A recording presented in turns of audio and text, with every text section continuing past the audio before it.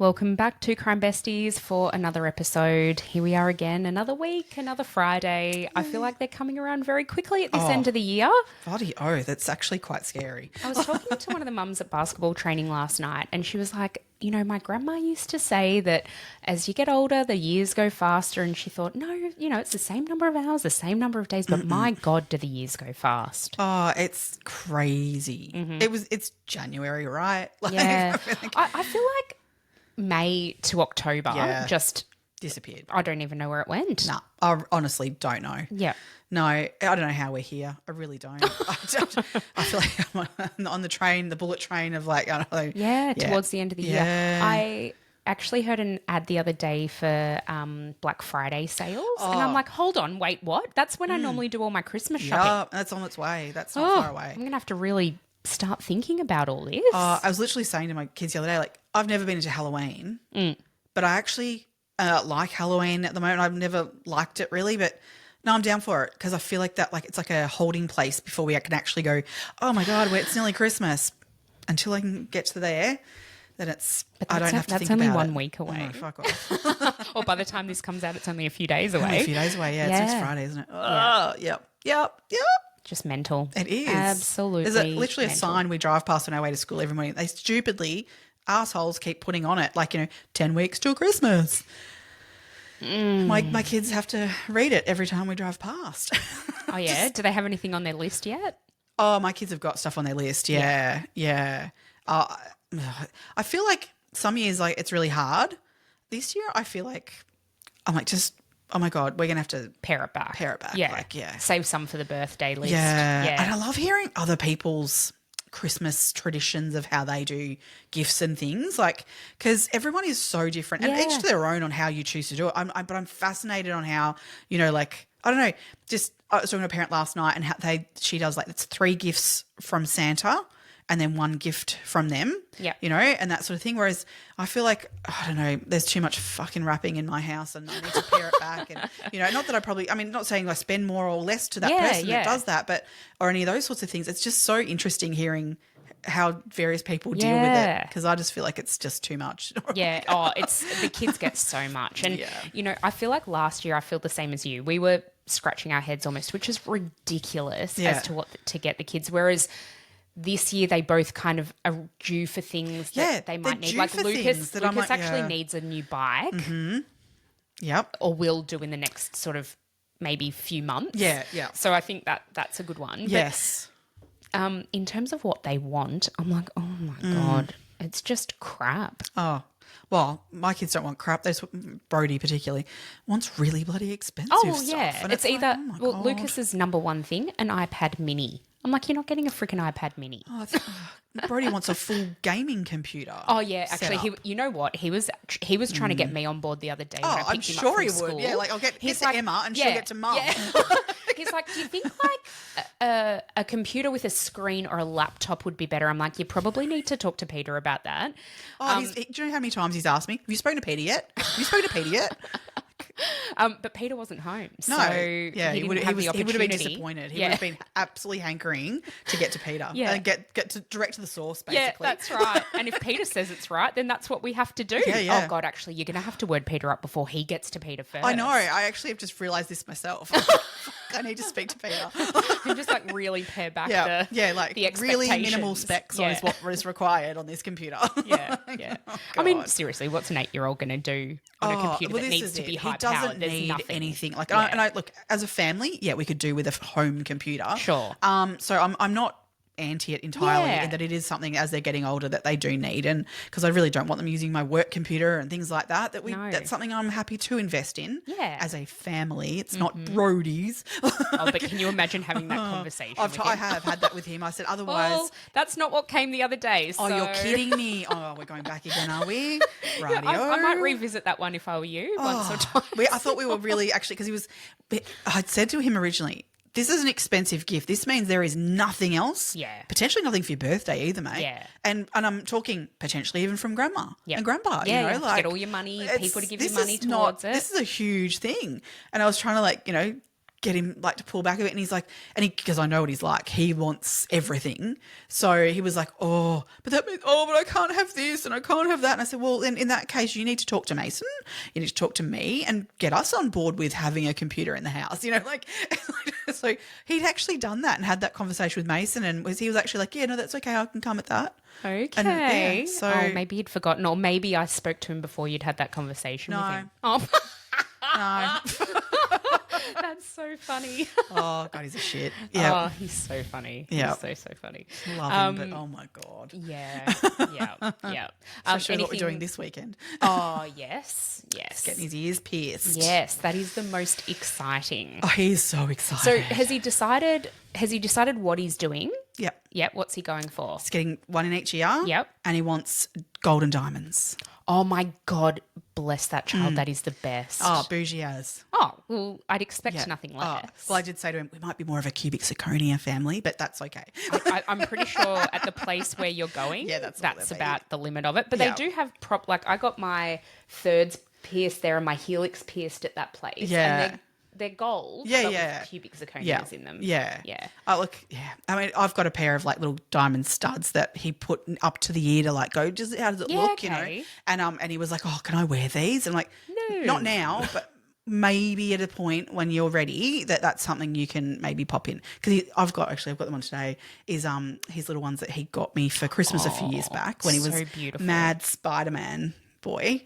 And they're little Spider-Man earrings that I think they're from Pandora, and he spotted them and he's like, Mum, and he wanted to buy them for me for Christmas. Oh, that was so gorgeous. I think he was in kinder at the time. It was so sweet. Absolutely like, oh, but you have to have them. I want you to wear them. So I do every now and then pop them in. And he's very much obsessed with them at the moment, saying like, well, I'll be able to wear them. And I'm like, yes, you will be able to wear these eventually. I think maybe pop into his head as well, because I think they said to me with these, I can't change them for like 6 months or something. It's a long time. Oh, I thought it was like 6 weeks. No, I think it's lots of months. Oh, wow. So telling me has to be like pretty sure about the ones he chooses. Yeah. Because he's actually also spotted what he wants from Etsy. Yes. It's a pair of earrings that are axolotls. I thought you were going to say basketballs, because I've seen some cool basketball earrings. Same. No, axolotls. Oh, fuck. Maybe Kyle buddy earrings. Kyle earrings. Yeah. Well, if you can't take him with him, at least you can wear him. Can he take him with him?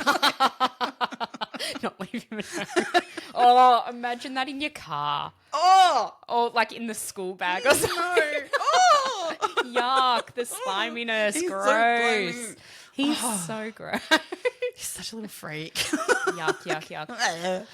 We don't really have a lot on this weekend. We've just got like sports. Tomorrow night I'm babysitting my nephews, because my mum and dad and my brother and sister-in-law are going to my sister-in-law's parents' 50th wedding anniversary. Oh, wow. Isn't that impressive? Yeah. So looking after my nephews, I'm really looking forward to that. Yes. And then on Sunday, I've just like blocked out the entire day to clean the house, like to just reset. We've got a hard rubbish next week, so I'm just going to there is so much shit down the side of my house that is. Might be bringing some shit to your place. Please do. You're more than welcome to. Bring it on Sunday. Oh, love it. And we're just going to spring clean this house. Yeah, right. I'm done. I so need that too. Oh, can't wait for it. Oh, my garden. Oh, my God. I need to attack it. Yeah. Really need that spring. It's just, I was going to say, up. this time of year is shit for the garden. Everything grows, including all the weeds and all the shit you don't want to grow. Literally, like within a few weeks, it is just like it just takes that weather jungle to turn a bit. Yeah. Bit of wet, bit of warmth, and everything bloody all of a sudden grows. Yeah. It's dreadful. It's bullshit. But we haven't even had that much good spring weather. No, the wind, holy crap. Yeah, that was bad. It was awful. Yeah. Anyway, I've got a few shout outs for today. Yeah, yes, we've had some great stuff coming through this. We really have. We've had so many comments on the socials and that kind of thing. So please keep that up, guys. We love it. Absolutely. We've had some really lovely comments from Jackie J. Gibson, Hayley and Smudgy. We have 2 new Patreons. We've got Cara LN and Harriet Rappel. Yep. And then we've had a Buy Me a Coffee. I actually can't remember whether I shouted these guys out last week or not. I don't think so. M&T Fallon, who have, gorgeous, really gorgeous comment and a very generous donation over there. So thank you to everybody for supporting us in any way possible. We also love it when people just word of mouth let other people know to listen to us. We've had a few comments come through this, in the last few weeks actually, saying, someone recommended this to me, or it came up in my suggested listens or whatever. Yeah. And that's how they found us. So goes a massive way. If you like us, please recommend us to somebody who you think might like to listen as well. Yeah. It's very, very helpful. Love it. Oh, it's just growing and it's great. It's great. Love it. It's so great. Now, I think before we get into today's case, we probably need to have a bit of a warning. Yeah, because I agree. Today's episode, although all of our episodes are very heavy, today's episode deals with the murder and death of a young girl, an 8-year-old girl. It also deals with religion and cults, and it's just something that if that's not really for you or something you don't feel that you can listen to, please move on. Today might not be one for you, because I know we just were chatting before we hit record. Yeah.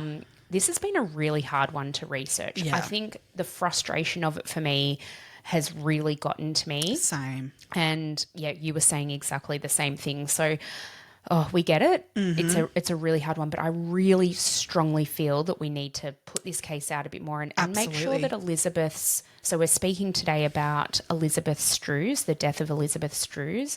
And I think we need to keep her legacy going. I know her older sister wants that. Yeah. And so, that's kind of the reason we decided to bring this case to everybody. Definitely. Now. Yeah. There's a lot of things that still need to occur for this case to make change for the future. So, I think because there's so many failures, like systematic failures, and then also failures in terms of parental, management and all of that. So, Elizabeth Struhs was born in 2013 in Toowoomba, which is in the Darling Downs region of Queensland. It's a really beautiful area, inland. So, you think of Queensland, you think beaches, coastal, but this is slightly inland.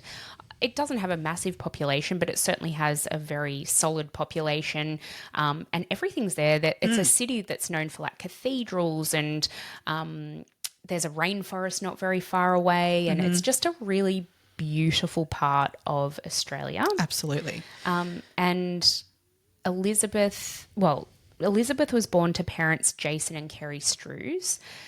They were married for, I think it was about 17 or 18 years. Actually, no, it was about 20 years at the time of Elizabeth's death. Yes. Yeah. And I think that could have been there could have been 25 even. Was it? Okay. So it was a long time. Yeah. At the beginning of their relationship, they were members of a Pentecostal church. Yep. The Happy Clappers. The Happy Clappers, that's exactly right. They're singing and all of that sort of stuff. So gospel-ish almost like group that, very, it's a I reckon quite fun kind of style of religion. Not your mainstream sort of Catholic, serious, but maybe a little more, fun and jovial. And Jason was into it, not as into it as Kerry. I think the words that he would use is that he didn't believe in God. At that time, but he wanted to support his wife. Yeah, which I find that really interesting in terms of their relationship. Very long-term marriage, and like I guess you don't get to a point in a marriage without it being a very strong relationship. Absolutely. But to me, religion is a very basic moral values kind of stuff that interesting that you've built this life with somebody that you have quite opposing views on.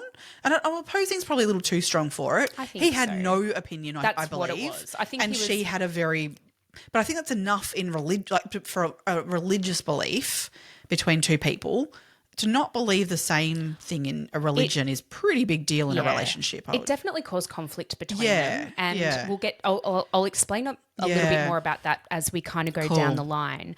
But Jason and Kerry, as we said, they had, in the end, all told, they had 8 children. Yeah. Their eldest was born when they were part of this their eldest 3 children, I believe, were born while they were members of this Pentecostal church. Yep. And they did everything that Christians do. They celebrated Christmas and Easter. It was a very festive type of life that they lived. And as you said, they're happy clappers. Every Sunday they'd go to church and they were very community-minded as well. Yeah. Then Kerry met a man by the name of Brendan. I've just had Stevens. Thank you. Oh my God, I can't believe I just had a mental blank. By the name of Brendan Stevens at school. Yeah. So they met at a school gate and were having a bit of a chat, and they really started talking more and more about religion. Yeah. And Brendan had been to the Pentecostal church that Kerry was a member of, and he got to a point there where he wanted to become a pastor. Yeah, he was part of the fellowship, what they call. So I guess that's a part of, like, you know, that almost training, and he would give speeches at places, and yeah.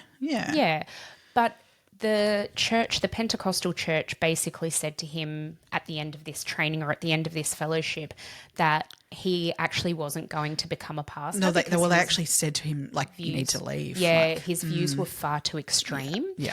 And it wasn't aligning with their beliefs and what they felt was the word of the Lord. And so he left, I'm sure was pushed out because his beliefs were extreme. He gave a speech. I think it was actually in Brisbane. He went to something as part of this fellowship.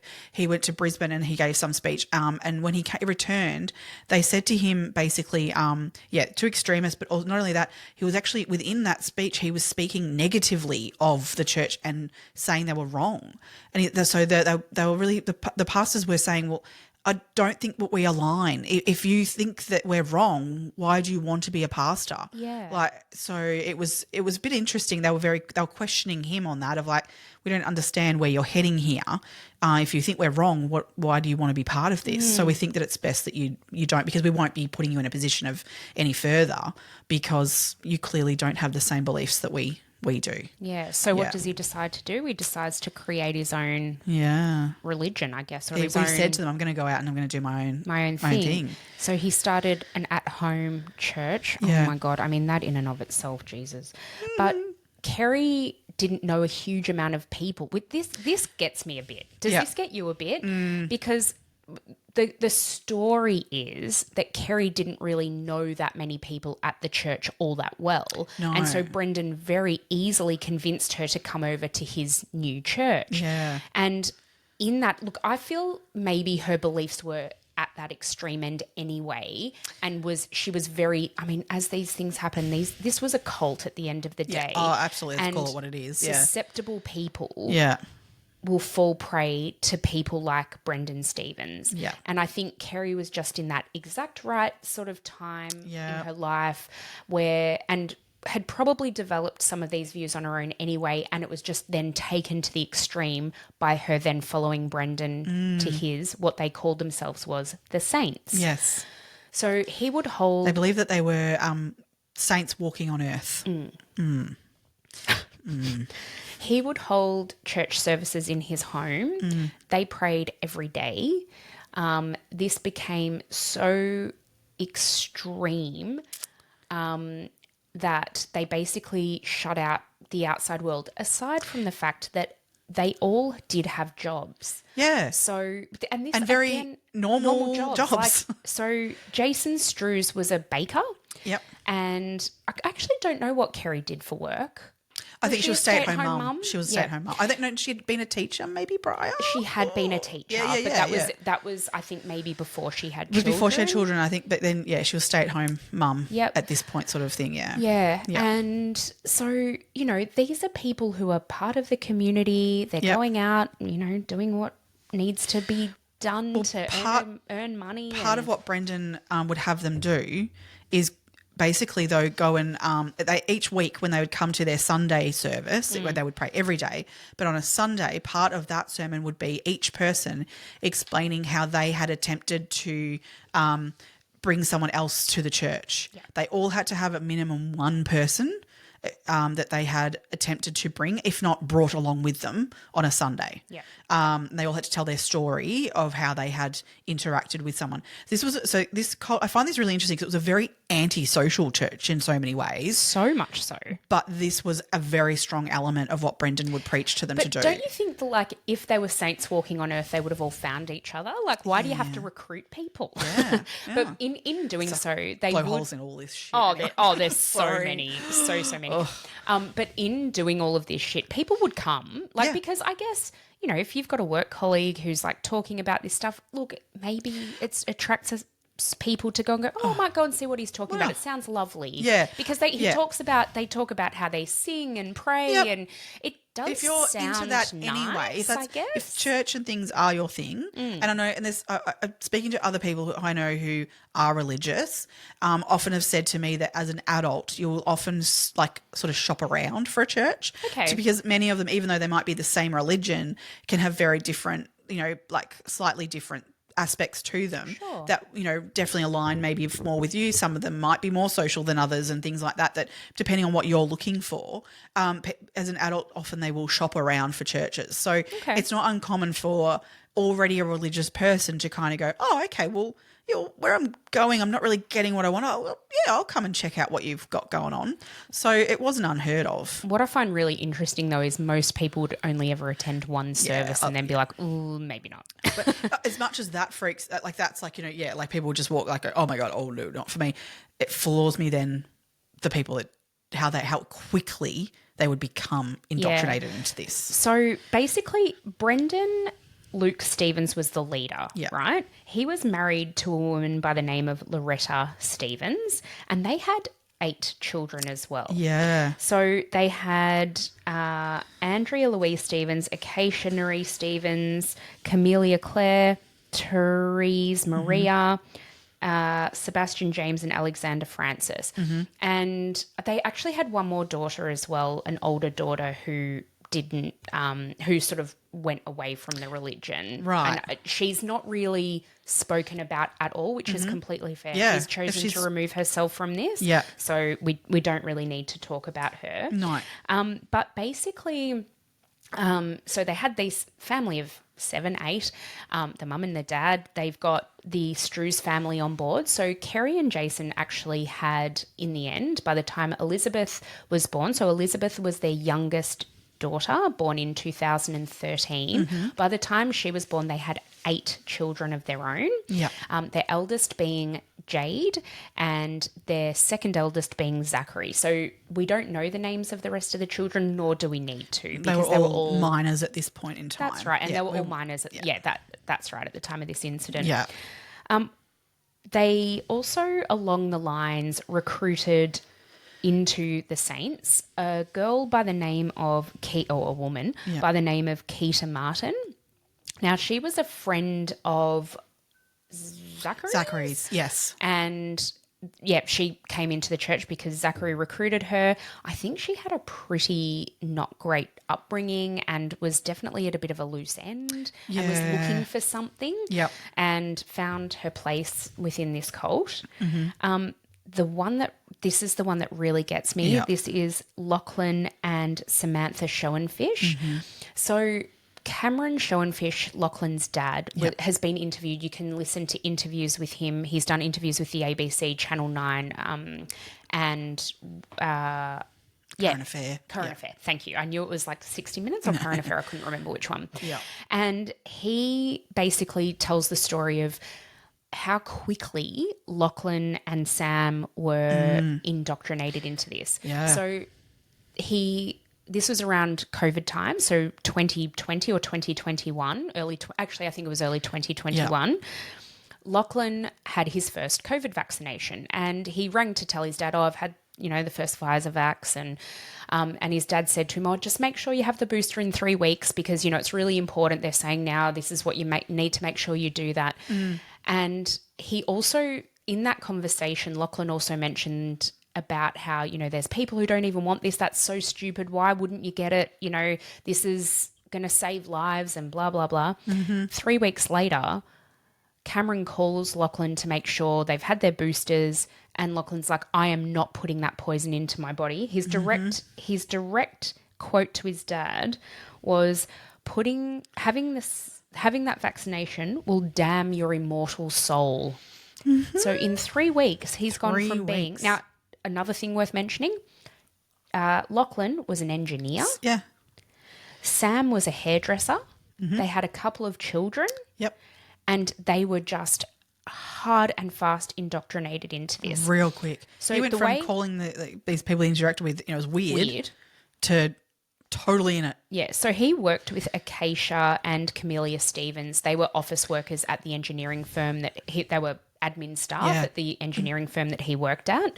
So yeah, he'd mentioned them so many times previously, saying, "Oh, these two weird sisters that work at work, and they dress weird, and they're really odd." A bit odd, yeah. To sort of like within 3 weeks, Yep. and it got to the point where Lachlan and Sam shunned their families. They didn't speak to their now I'm talking close-knit, beautiful families. Absolutely. I mean, hearing Cameron speak is really heartbreaking. Yeah. The way he speaks about the fact of, like, literally from a conversation with him, which was their normal, loving, see you later, catch up with you next week, whatever sort of conversation, to literally the next conversation being like, "You're wrong, Dad. You have no way. You need to, hear the word of the God of the Lord," and all these things like that. It was, and they're a religious family, and this Cameron speaks of that very much so, and like that we've always taught religion to our children and been very much part of the church.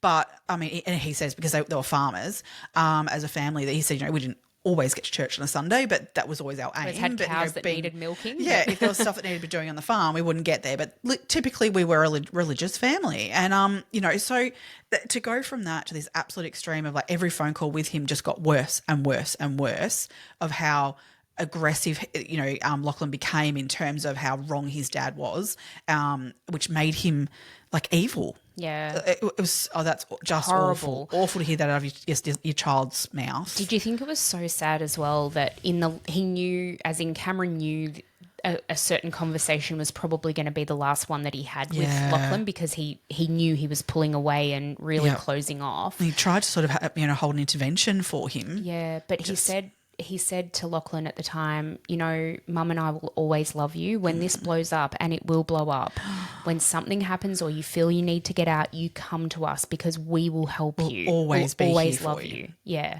That as a parent, like that's just to know that's the conversation you're having with your kid. That, oh God, it's so sad. And I guess all you can do as a parent, I mean, not in that point in time, not knowing what comes. Yeah. Thinking to yourself, this will blow up. We'll get there. Yeah. To a point where he comes back to us, because this will blow up. But to blow up how it did and how it, it's just, Yeah. You couldn't predict that, I don't reckon. Oh, not at all. No. In July of 2019, Elizabeth, so she was aged 6 at the time. Yeah. Elizabeth was getting sick, and her mum, so the beliefs of this cult of the saints was that, so they were so extreme that they believed that God heals everything. Yep. And so they shunned medical intervention. They wouldn't even take a Panadol. Nope. To the point of Brendan at one stage himself had a really severe bike accident on the road. He was hit by a car, really, really badly injured, refused all medical intervention, would not go to hospital, and he needed to apparently. He spent, I believe it was 6 months. It was. In bed. Yep. Recovering from this. He literally had I think he had glue on his head, sticking his scalp back. In bed for 6 months. He had internal injuries. They don't even know the extent of it because he wouldn't go to hospital. No. And they basically patched him up as best they could on the side of the road, and he went home. Yep. Mm-hmm. He would have had broken bones. He absolutely had broken bones. Yeah. Like they don't know, like couldn't say which ones, but like, but he kept telling people, "I'm not going to hospital. The Lord God will will heal heal me." Well, yeah, like time heals all wounds. Well, that's the same. As the saying goes. But he could have been in hospital and out again and on crutches, say, or whatever, and he's, I don't know, a couple of months, 3 months max, back to 100%. He was never 100% after that. But he could have been if he'd gone into hospital, whereas instead he spent 6 months bedridden and with lifelong probably, impact of what that caused for him. For sure. What a dick. Seriously. Okay, well, if that's what you want to do, you do that to yourself. That's your choice. That's fine. As an adult? As an adult. You do you. If you believe that and you want to suffer through that, I don't get it, but No. that's your choice, right? Yeah. As I said before, in July of 2019, when Elizabeth was only 6 years old, she started to get really quite sick. Yeah. Now, it got to a point where she was actually essentially in a coma before Jason took her to hospital. Yeah. Now, at the time, Jason was not a member of the church of the saints. He did not believe what they did, but he was still married to Kerry. Now, this is where I was going to talk about their marriage, a bit about their marriage. Yeah. Because Kerry says that at that point in their relationship, she was ready to leave him. Mm-hmm. She could not believe that he didn't believe, and that by him not believing, that was in direct defiance of everything about her, basically her whole everything. I wish she had gone. Yeah. Fuck off. Fuck off. Sorry, just gonna say, no, because I'm gonna get so angry. Oh, I can't. I know. So Jason takes Elizabeth to Toowoomba Base Hospital, their local hospital. She is literally, according to the medical staff, minutes from death. She apparently weighed what a typical 3-year-old weighs. 15 kilos. Yeah, which is and she was 6. So she was emaciated. She was malnourished. She was in a coma. She was suffering. And big time. So her pH, so the acidity of her blood was so acidic at the time. She was in diabetic ketoacidosis at the time. Yeah.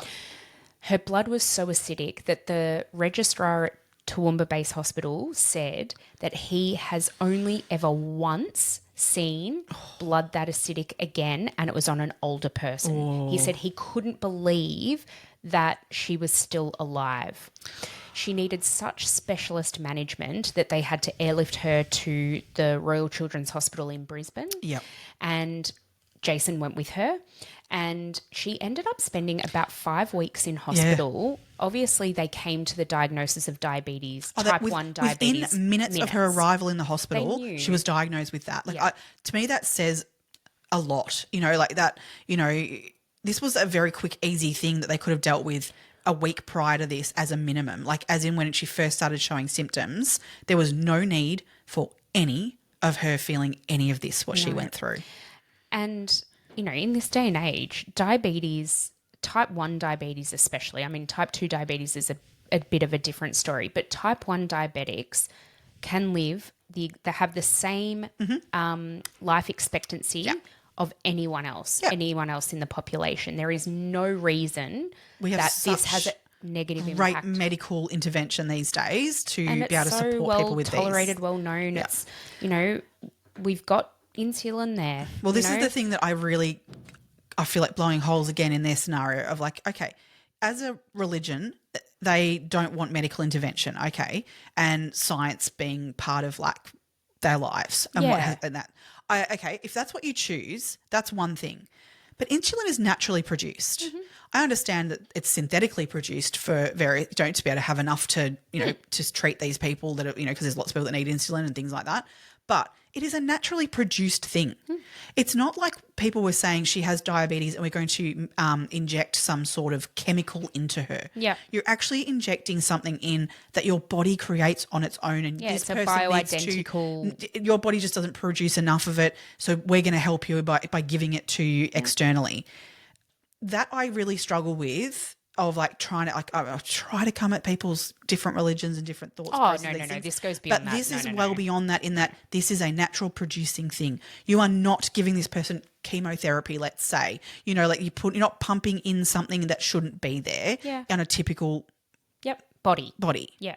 I get what you're saying. It's so extreme. You can. Yeah.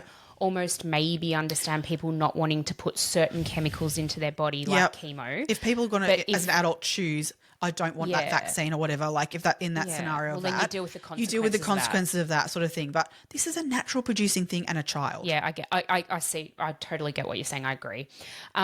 So basically though, when they were at the Royal Children's Hospital, Jason was the one learning to administer the insulin and figure it all out, make sure levels are all right, blah, blah, blah. It would be a massive learning curve. Oh, totally. Kerry did not visit once. Nope.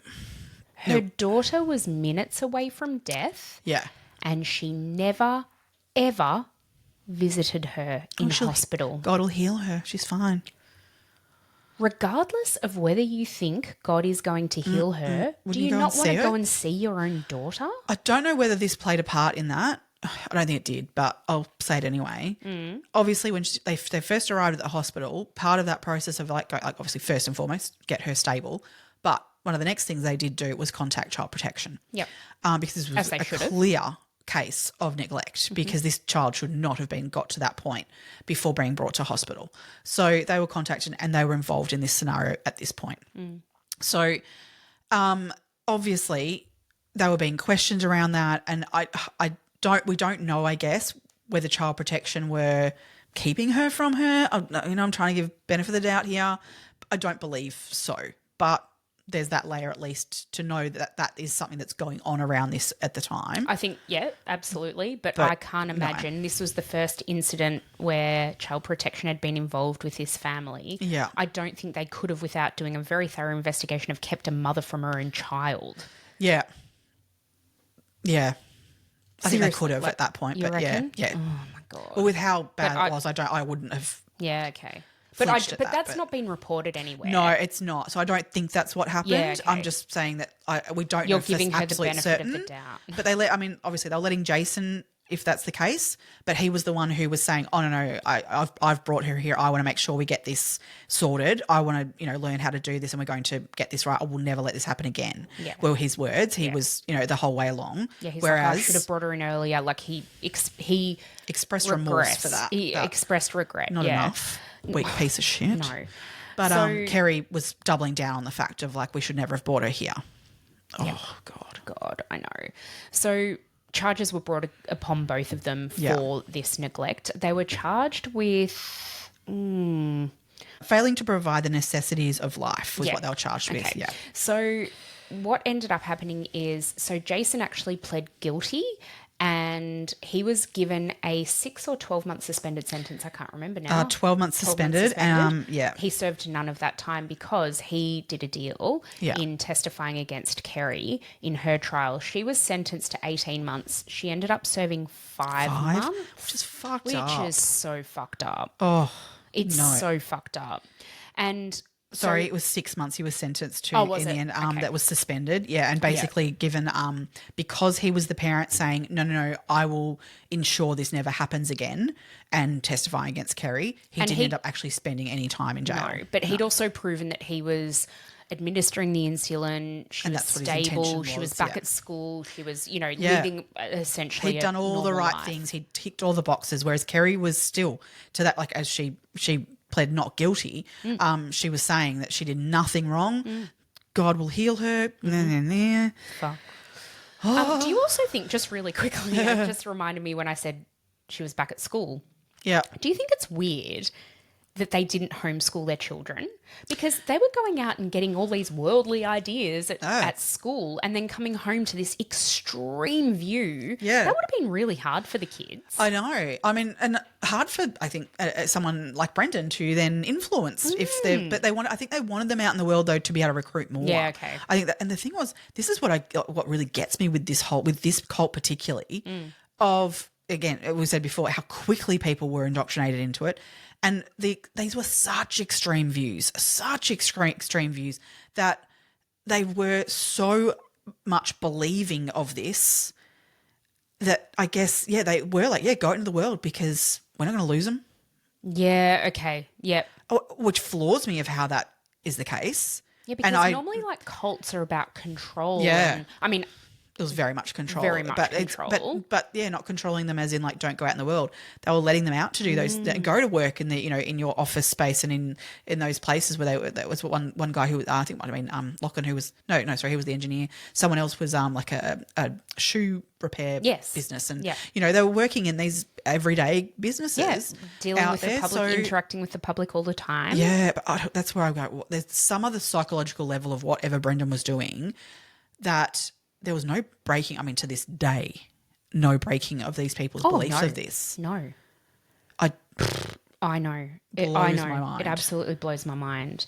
So basically, while Kerry's in prison, so she was, did we say what she was sentenced to? Yeah, she was sentenced to failing to 18 provide the months. necessities of life for 18 months. Yeah. And served only 5. Yeah. So when she went to prison, now you've got to have a bit of a think about this. Jason's at home with 8 children. He is... Well, how old are they? Oh, no, he's only home with 7 children. 7, sorry. Because you're absolutely I guess we right. probably should mention too then the eldest, Jade. Yeah. So she made a break away from the family at the age of 16. So she realised that... So she was, as being the eldest, she was raised in the Pentecostal church as a younger child. And you can hear lots of interviews with her. She's very vocal around all of this and really respect her. And Me too. Her, she still believes in her religious beliefs and has those, and they're very, I guess, standard religious beliefs. So he has, at the age of 16 though, she started to, well, before that even, changing over to Brendan's church and joining that, she did struggle with it. And in particular, like she said, because she celebrated Christmas and things like that, and all of a sudden there was no birthdays, there was no Christmases. And as a kid, that's a big deal. Massive. Huge to take those things away from them. So I think she was easier to, be out in the world and kind of go, I know there's other things out there and I don't really believe this. She wasn't as indoctrinated as others, especially like then the next sibling, Zachary, who was definitely, he got well in. The Kool-Aid. Absolutely. Is it also, like, the other thing is that Jade, when she was a younger teenager, she came out as being gay. Well, she realised that, that's what she was. She says now that she reckons she would have come out even earlier than she did had she not been involved in this, because she knew that this was something that was not going to be accepted. No. But she had these feelings about herself even earlier. Yeah, okay. Yeah. So she left the house, the home, the family when she was 16.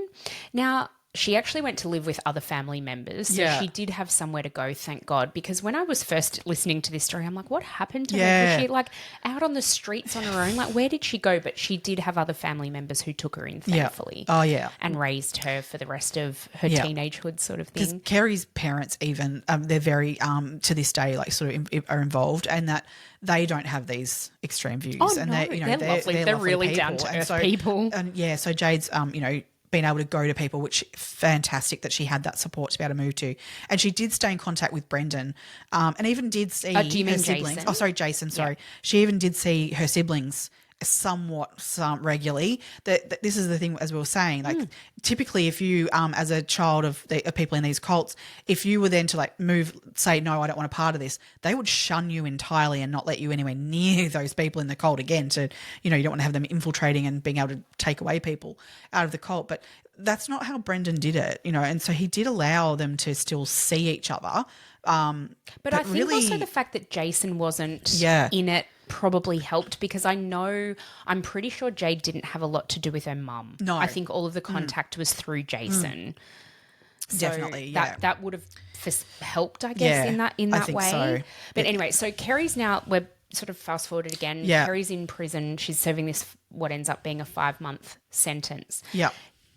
Jason is at home with 7 children. Yes. And he's a baker, so he's doing these early mornings and juggling a young child with diabetes. That's and right. What comes There's with a those lot things. going on. It's a very stressful time. Yeah. And people around him, I'm talking work colleagues, I'm not talking the saints, but work colleagues, sort of, and other family members as well, described that he had basically a mental breakdown. It was just all too much. It was all overwhelming.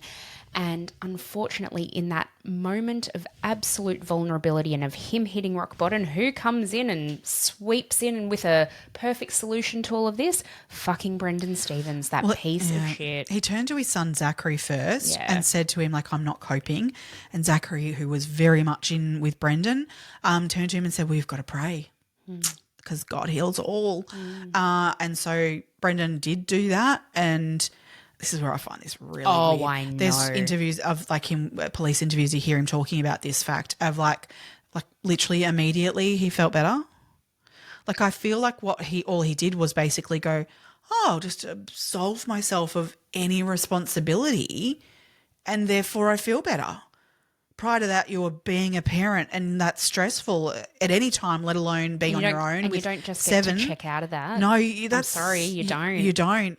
But that's literally what his solution to this was just absolve yourself of it. I honestly believe that's what... He was in his 60s at this time. Or I think he might have just been 60 actually. And he gets baptised. There's video footage of it. You can find it online. We're talking at the moment too, like this is 2 months in to Kerry's sentence. Yeah. This is early days really of like, because she's meant to be serving 18 months. Yeah. Fuck me. I know. Didn't take long. Nope. Weak piece of shit. Oh, he had, oh my God, isn't he? Mm-hmm. So he gets baptised in the backyard of, I think, of Brendan's house. Brendan's house, yeah. In a bathtub. Yeah. That's outside, and it's all, again, hey, you know, all this singing and clapping and dancing and rejoicing in the fact that Brendan's finally come over. Kerry says that when she found out this information, she was like, well, I'm not leaving him anymore. This is the thing. And I think actually Brendan is on record of saying this too, that so obviously with her going to jail, he really understood that her really doubling down and really like getting like that was, he knew that this was like the end of his marriage, that she would come back from her time in prison and that their marriage would be over, which, God, okay, here's your choice. Your daughter being healthy and with us, or staying with your wife who is going to inflict that pain and ending of a life on your daughter. Which do you choose? That motherfucker chose the wife and decided that he would go down her route of her religion to ensure that his marriage stayed intact. Yeah. A doctor testified at Kerry's trial, one of the doctors from Toowoomba Base Hospital, who was one of the first to treat Elizabeth when she first presented. And he said, and he even wrote a letter to Child Protection saying, this will happen again if this child is allowed in her mother's custody. Which that testimony has been ignored on so many levels in this. It makes me feel sick. Fucking pisses me off. After the 5 months that Kerry's been in prison, she gets let out and she is allowed to go back to the home in which Elizabeth is living. Now, I don't didn't understand flag this. to Child Protection. They never came out to visit after she was released from prison. Not only that, like I even go back to the fact of, yes, okay, Jason has said, I'm going to look after Elizabeth and make sure this never happens again. But I'm returning to the same family home where there are children living who are in this church, and he's going to – I just cannot fathom that Child Protection did not go further in respect to protecting Elizabeth at that point even, let alone allowing the mother returning into that same home, knowing – I don't know how she got fucking parole because she never once said – I regret what I did. Oh no, she actually said the absolute opposite. Yep. She should never have got parole. Who did that? That's on them, and they need to be held accountable too. Mm-hmm. But Child Protection should have been flagged at that point. Absolutely, whether it was at 5 months or 18 months, no matter what her length of sentence was, that should have been an intervention point for someone coming in and saying, we need to check this family home for Elizabeth. And all the other children, because the other children are in danger too. Oh, they fall over at school and break their arm and they're not going to get medical attention either. Right. Why there weren't more eyes on this, I don't know. I think for the fact that the kids hadn't had any injuries or anything that was reportable. Lucky. God. I mean, with kids, bloody hell. Jesus. But then also the kids were really kept insulated. So I'm saying, yes, of course they go to school. Shit happens at school sometimes. Yeah. But neighbours of them in Toowoomba would say that, as kids, they're riding their bikes, they're out the front, they see there's other kids, they go, do you want to come and play? And they were always like, oh, no. And they return inside. So they didn't really have like an outdoorsy lifestyle. No. They certainly didn't interact with peers, with other children their age, unless they were at school. Yeah. So maybe that's how they avoided any potential injuries. But I mean, kids get sick. Yeah, they just if get you're sick. out at school, I'm sure those kids would have suffered through different illnesses absolutely. that were never treated, and they just had to you know, tough it out and get over it eventually. Be healed by God. Yeah. Oh, fuck me. It's so fucking horrible. Yeah. Within 2 weeks. 3. Was that 3? No, it was within 2 weeks of Kerry's release. Jesus. So it took a week. So within 2 weeks of Kerry's release from prison. Oh, yeah. Yeah. It was decided amongst the adults. Well, I think it was Jason who actually he says he didn't actually think about this prior. It was, they were having sort of a bit of a get together of like, because Kerry was home, and he just stood up out of nowhere. He said, God just made him do it. Mm-hmm. And he said, Elizabeth is cured. Sorry, what? What? And that's when Brendan's like, yes, she's cured. God's cured her. So she doesn't need her insulin anymore. So this was the 1st of January this happened. Now, in 2022. Mm-hmm. So Elizabeth, they've withdrawn insulin from her. Now, within 24 hours, so the next day, Elizabeth wakes up and she's fine. So they're like, see, she is cured. Cured. She is cured. She hasn't had any insulin. Her levels were like where they exactly where they should be in the morning. Yeah. Like, in fact, I think Jason even said her blood sugars were the best they'd been that morning. I'm sure he says that. Mm-hmm. Within a day, now this is very well documented, very well known. If you don't have insulin for a day as a type 1 diabetic, you begin to go into what is known as diabetic ketoacidosis. This is basically a staged process by which acid builds up in your blood and your body tries to get rid of that and tries to bring your balance back, your pH balance back. Yeah. It does this by increasing your thirst. You start heavy breathing. Your breath smells really sweet. Mm-hmm. There's lots of ketones in your breath. Yep. The patients eventually become, there's vomiting, diarrhea, excessive urination. Yep. And someone put it really like kind of beautifully at this moment where, because all those things that the body's doing is actually to try and protect the body. That's right. And it basically eats itself in order to like keep the brain active and the heart to get and enough like glucose. Yeah. And someone said, I can't remember who it was, said basically her body was doing more than her parents were ever going to do for her. Oh my God. I was like, oh my God. That's so fucked horrible. up. Like, yeah. Oh, but it's true. Yeah. Her body was fighting so hard to help her. Eventually, so it got to a point where, this was only a couple of days after the insulin was withdrawn. She couldn't even walk. Mm-hmm. They brought a mattress into the lounge room and they were all coming over and praying. And they weren't praying for her to they were praying for her to be healed by God. That's all what they were praying for. They weren't. That's right. Oh, it's just... Kerry and Jason would go off to bed at night and another member of the church would stay up and sit with her. I don't even know how... I can't come at it. It makes me so... I can't even believe that. I can't believe that, but I do believe it because I know it happened. Yep. So basically, Elizabeth falls into a diabetic coma and 7 days after the insulin was withdrawn, she takes her final breath. Those 7 days would have been, or at least 6, would have been excruciating for her.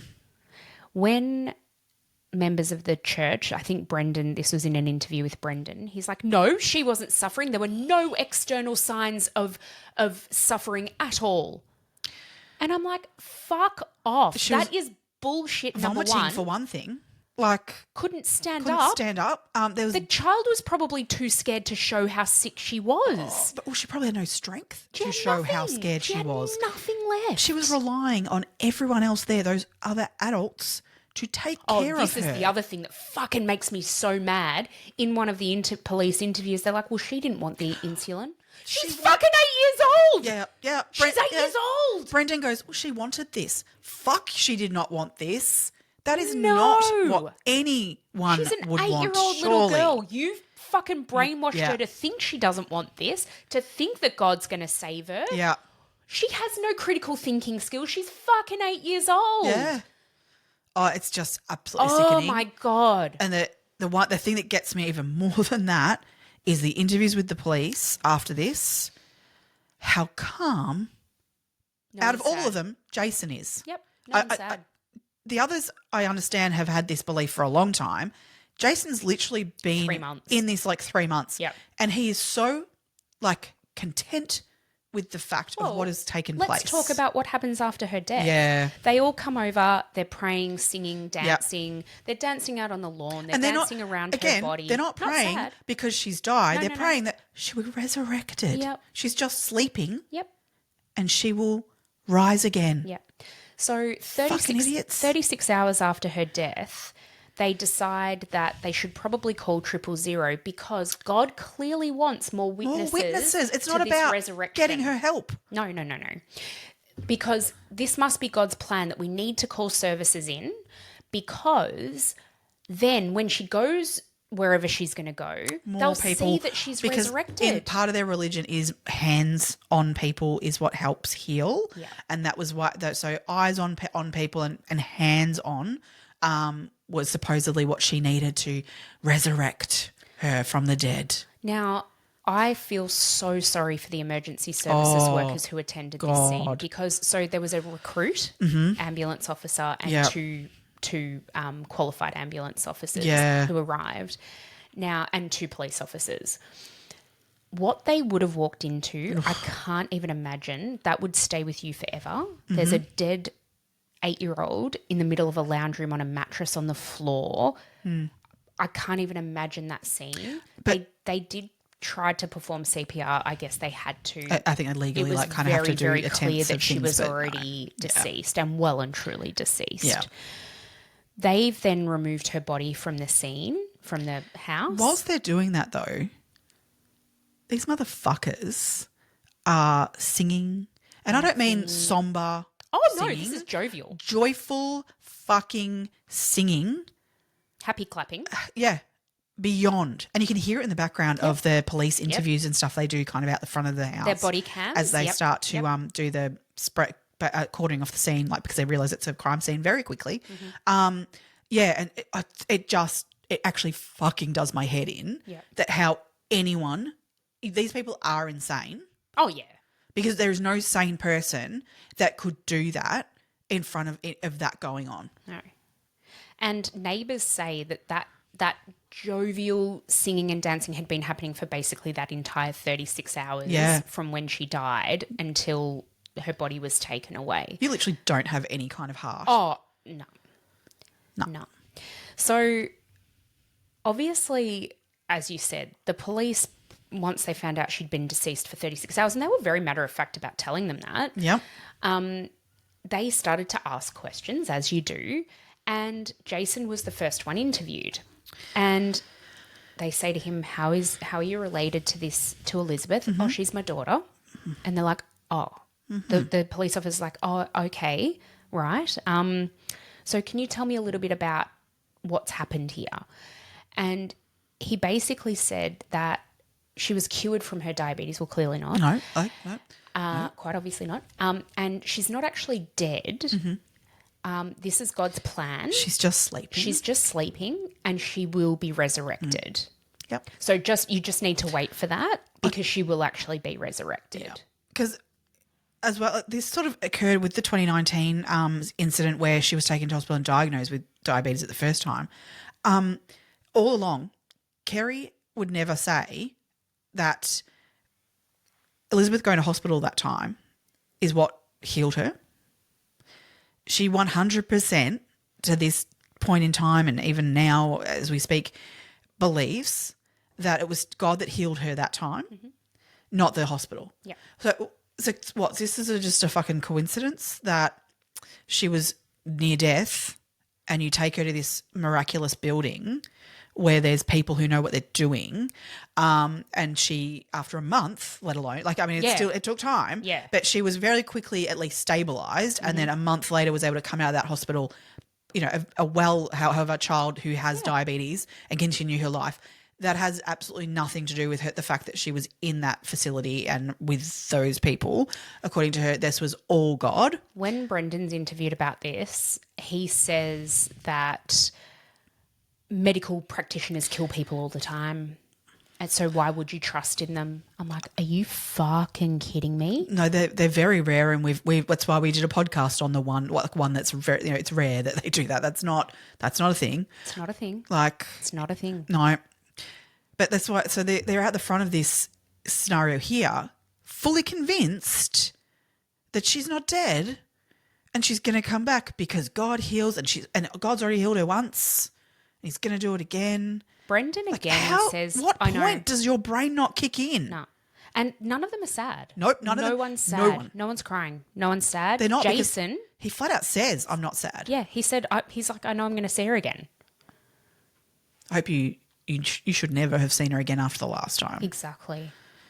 So what when Brendan's police interview, he said, just you wait until the morgue sees her rise. Oh, when he said that, like, how do these police do these interviews too? I don't know, because they're so good. There's a female cop who leads it at the actual scene. And she's interviewed them. She interviewed them back in the 2019 case as well. And she is so damn good. Oh, she's amazing at being able to react and not react at this, when they say these outrageous fucking things, and her response to them is like, okay, and then next question, kind of thing. And can you couldn't help explain myself. that to me a bit better, or can you give me a bit more detail around that? Deadpan look on her face where I know I wouldn't be able to contain myself. No. I know it. I'd be like, you cannot be for fucking real. Yeah, you cannot actually believe that. No.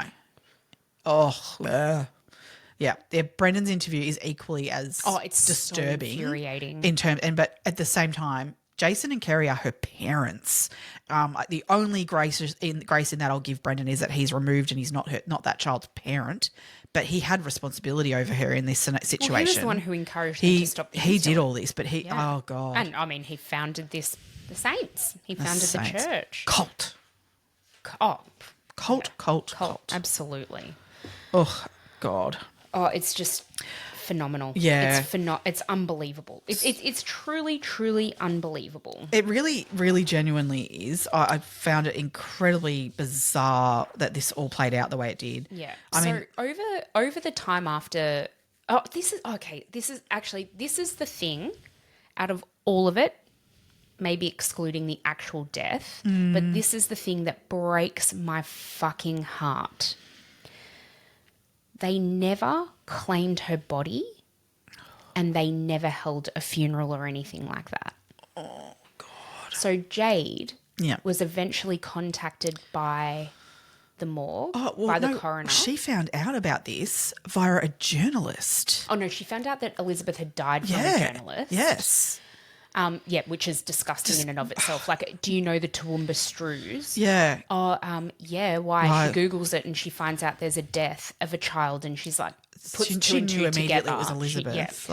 This is after Jade had found out that she was dead. Yeah. She gets a phone call from the mortuary to say, we've contacted the next of kin and they don't want to pick up the remains. You're the next person, this is where, next right of refusal. Oh, fuck. So, of course, Jade takes Elizabeth's ashes. They opted to have her cremated. I think Jade opted to have her cremated. I'm not really sure how that would Jade have been at that point? She was 20. So, that's so young. So young. To be dealing with that. Jade was far too young to be dealing with this. Imagine how alone she would have felt anyway. And now she's taking responsibility for her youngest sister's ashes. Yeah. Horrid. How could her parents not want her? This is where I don't get that. That's why I can't see how this is a religion. Like, as in, religions are supposed to be the values of a religion I can always come at. Like, as in, look after others, be friendly, be kind, be loving, all those sorts of values. I can always, as much as I am so far from I don't believe in God, but if you want to be a good Christian and all those sorts of things, yeah, I think that they are values I absolutely can uphold. But whereas this religion, it does not hold any of those basic values that are what you... They cherry pick what they want out of the Bible, this is don't so they? Because, it. But how can you be like, this is the religion, like God's meant to be all healing, but leave your daughter in her body to rot in a morgue? Like, what? I can't either. that. This is what broke me. Yeah. I'm like, how can you, even believing what they believe, why wouldn't they take her body? Yeah. And if you think whatever they want to do in their religion of that, it surely is not just leave it in a morgue. Yeah. It actually makes me feel sick.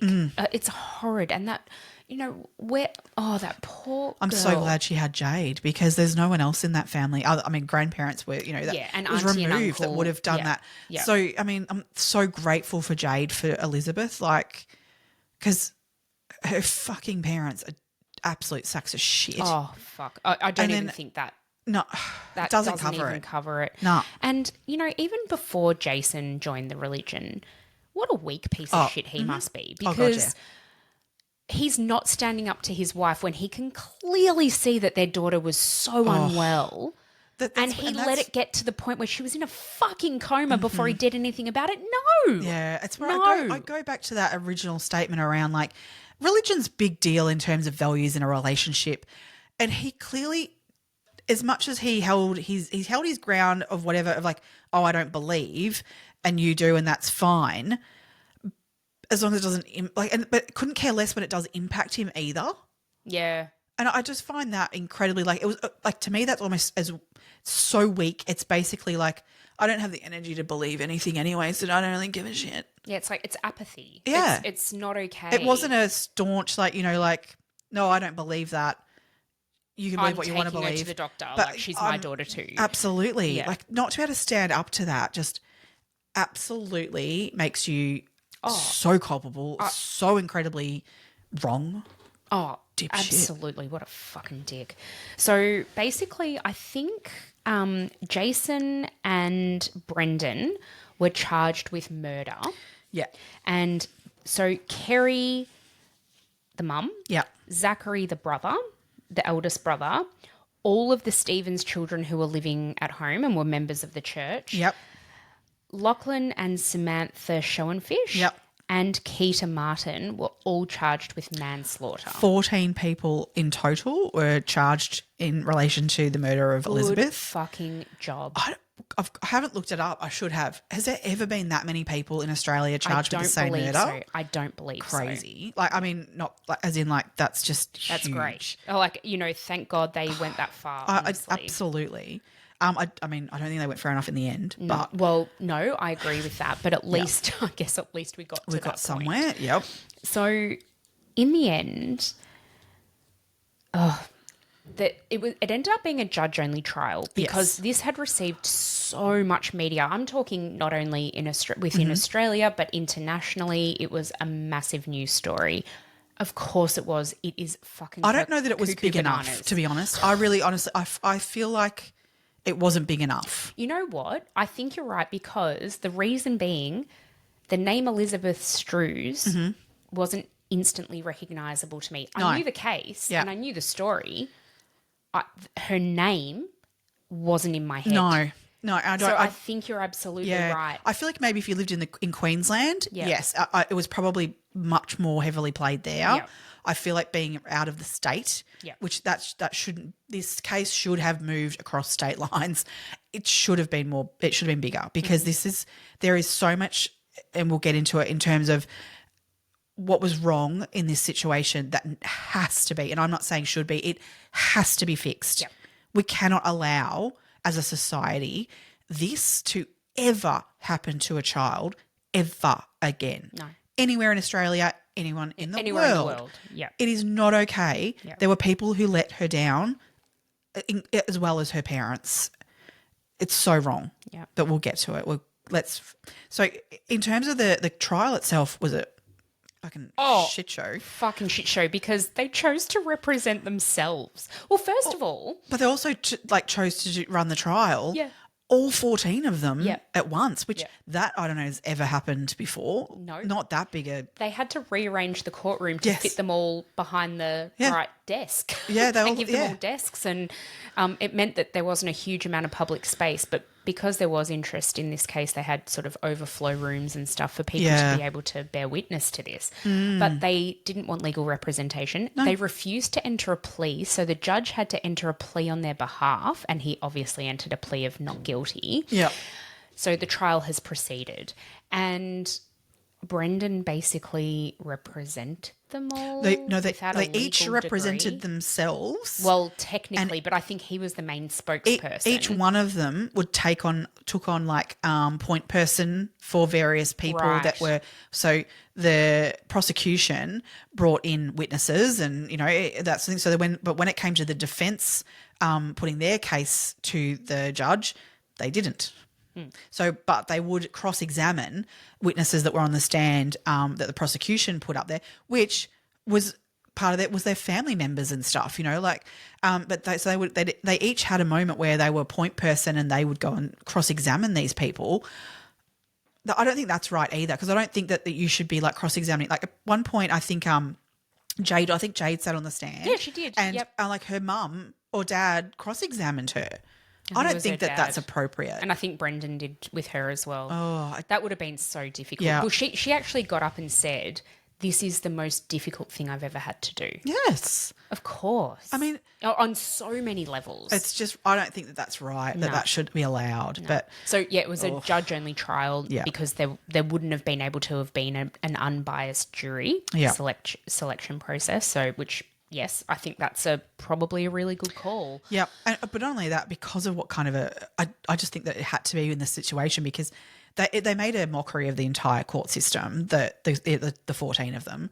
So they would have like these family members would come on the stand, and the prosecution would be like, asking them questions, and they would snicker and laugh and just talk amongst themselves as if they were, in their home doing their fucking church thing in the middle of the court. The amount of times the judge had to stop them and tell them to stop speaking, and it just was an absolute circus. It was a circus. And you're right, they would laugh. So somebody would say, that, for example, they had a medical professional testifying about Elizabeth's condition, and he basically said there was no other outcome here. She was always going to die. And they laughed. Yeah. It's just disgusting.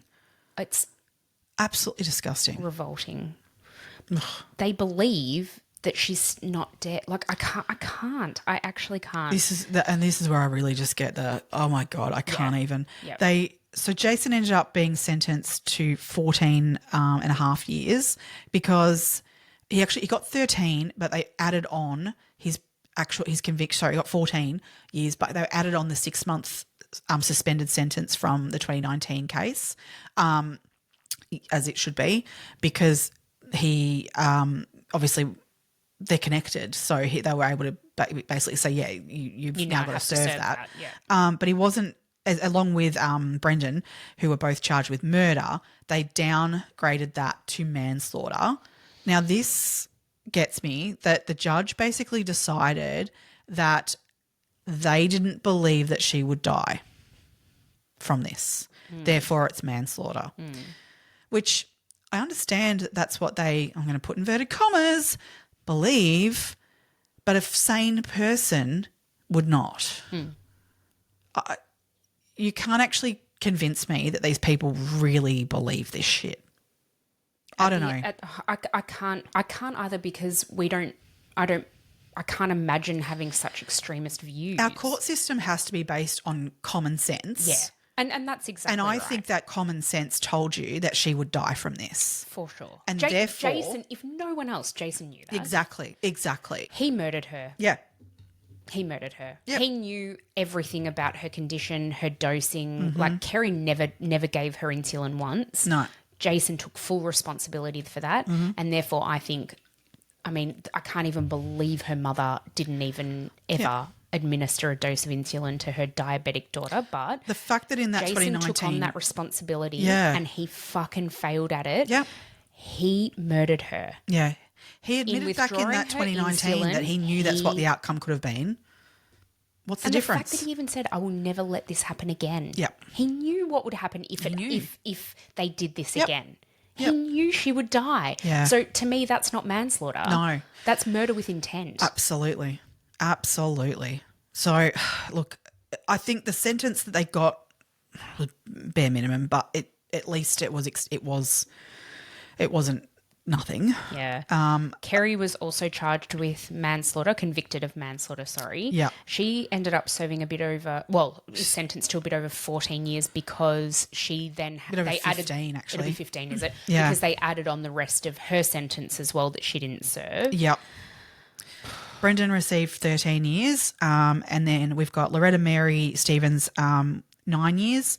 Zachary, the other son of the Struhs, was given 6 years. Samantha Schoenfish was given 6 years. Alexander Stevens, Sebastian Stevens, Andrea Stevens, Acacia Stevens, Camilla Stevens, Therese Stevens, Keita Martin and Lachlan Schoenfish were all given 7 years. Mm-hmm. Yeah. And they could all go for parole after having served 80% of their sentences. Now, apparently, the word is that none of them intend to do that, which great, okay, but their reason for that is because they will not admit that they've done anything wrong. They're staunch. They are so staunch that they have come out and said that they will serve every bit because it's all God's plan. They are in prison right now, and they're in together, as in like males and females separate, but all the females from this cult are together and all the men are together. And they're probably they are recruiting still in there, they are actively participating in this religion to this day. And all still believe that Elizabeth will rise from the dead. Yeah. Because she's not dead, she's sleeping. Yeah. But she's dead. Yep, she's dead. Because of you. She's not coming back. Yeah. She lost what could have been an incredible life. I know that she had spoken to a school teacher of hers and said that she wanted to be a doctor when she grew up because she wanted to help other kids like her with diabetes. Which outright absolutely puts a kibosh on Brendan's theory that she wanted this. 100%. Because why would she say she wants to help other children and be a doctor if she doesn't want help? For sure. And wants this. Yeah, it's absolute, it's a farce. It's absolute bullshit. Yeah. She's an 8-year-old. Yeah. And with she just wanted to dreams help other people. of helping others. Elizabeth loved riding her bike. She loved the colour pink and purple. Dora the Explorer. She was her smile, like she was just a really gorgeous little girl. Really gorgeous kid. Yeah. Love and life. And you just can't believe that she had to suffer in her 8 short years so much. When she didn't have to. As I said, type 1 diabetes is so treatable and so well managed and well, I'm not saying it's easy. I'm sure it's not easy. No. But it is manageable. Her life has been stolen. Absolutely. And Jade is amazing. And she has taken on the other siblings. Yeah. And I mean, that would be huge because she would have to, I hope she's getting help in this position I think she's got a lot of support, but I mean even just psychological support for those children because one, they've lost their sister, and for any child, having lost a sibling, that is not easy to go through in the circumstances that they've gone through, but also then the layer of their own indoctrination into this that needs cult. to be undone. That needs to all be undone, and they need to be unbrainwashed. So that's huge to just manage all of that with these, and they're not young in that they're all minors at this point, but some of them are teenagers. Some of them, they're old enough to have their own opinions on things, and so that would be very difficult, I think, and a big challenge to take on. But Jade has also raised a civil suit against the basically child protection because they let this family down. They let Elizabeth down. Oh, it didn't they? They really, really did. And there has to be changes in the system. It is not good enough to have a system that does not pick up on these major things like someone exiting from prison on parole, and that doesn't flag a check-in of minor sorts that could see that things were not good. That's exactly where the other point that really struck out to me of like another intervention point was literally the Thursday before she passed, which I think she passed on the Saturday. On that Thursday, Kerry had a parole visit due. And Kerry just rang in and said, I'm not well. I'm not feeling good. I'm not coming in. So like, yeah, cool, no what worries. What the fuck? Then we'll come to you. Yeah. And because that household needed eyes on it. For sure. I just... Oh, it's the system, the systematic failures in this case are huge. Mm-hmm. And... as you said, it that this can't happen again. No, this cannot happen again. But unless there's reform, Elizabeth wouldn't have been at school.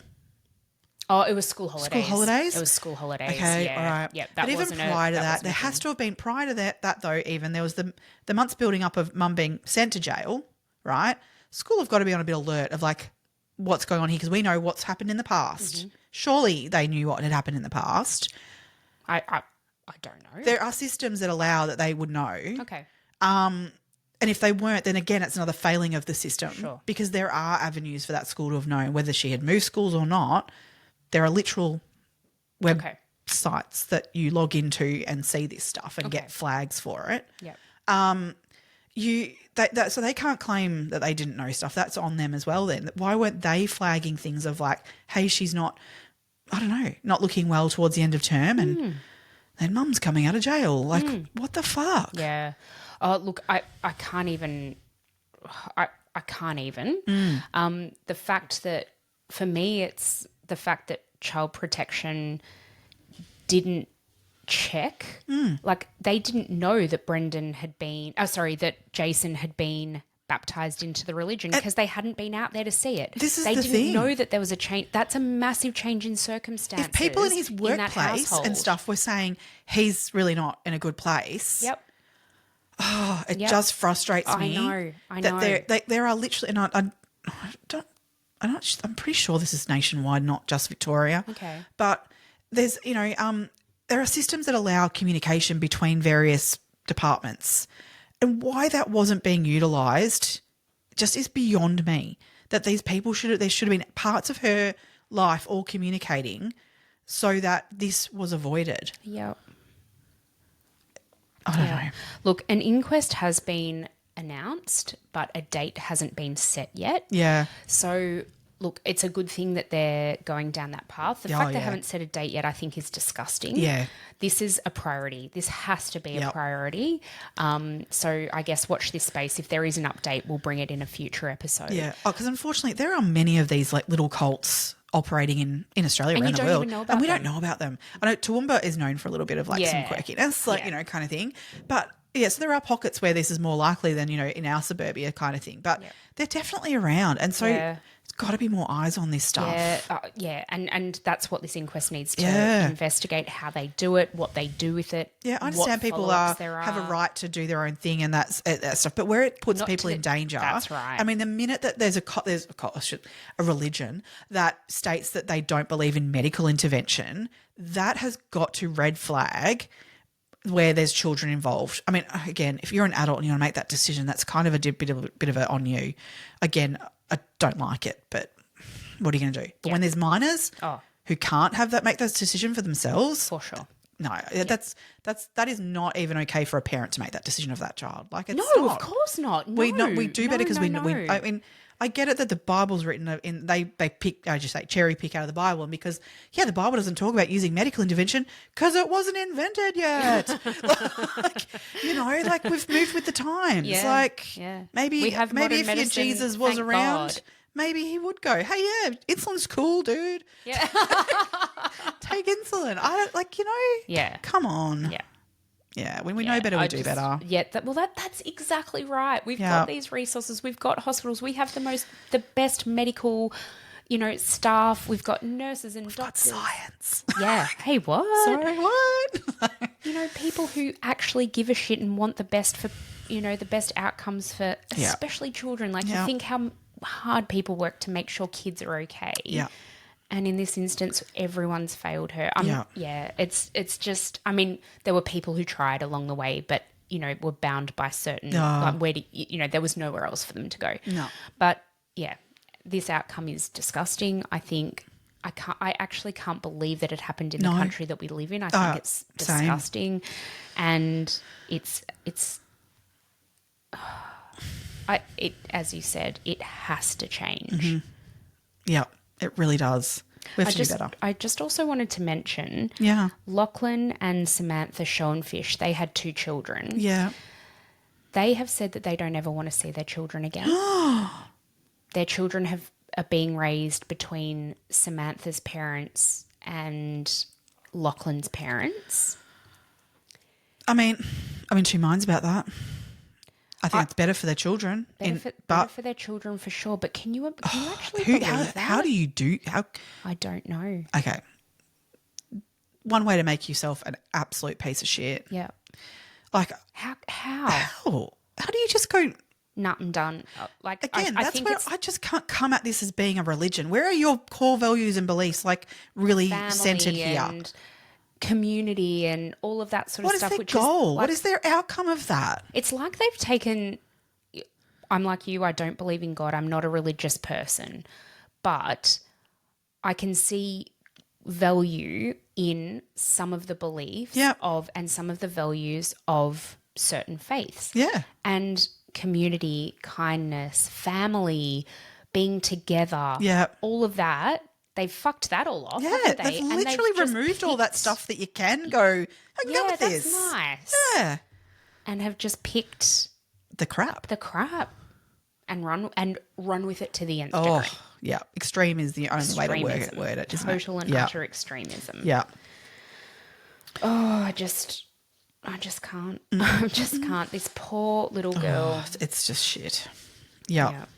Did you have anything else you wanted to add? I don't think so. Just that, go Jade.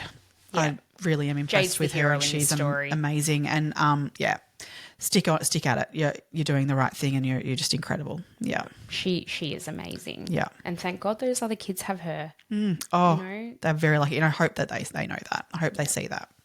Because Jade is, hero. Yeah.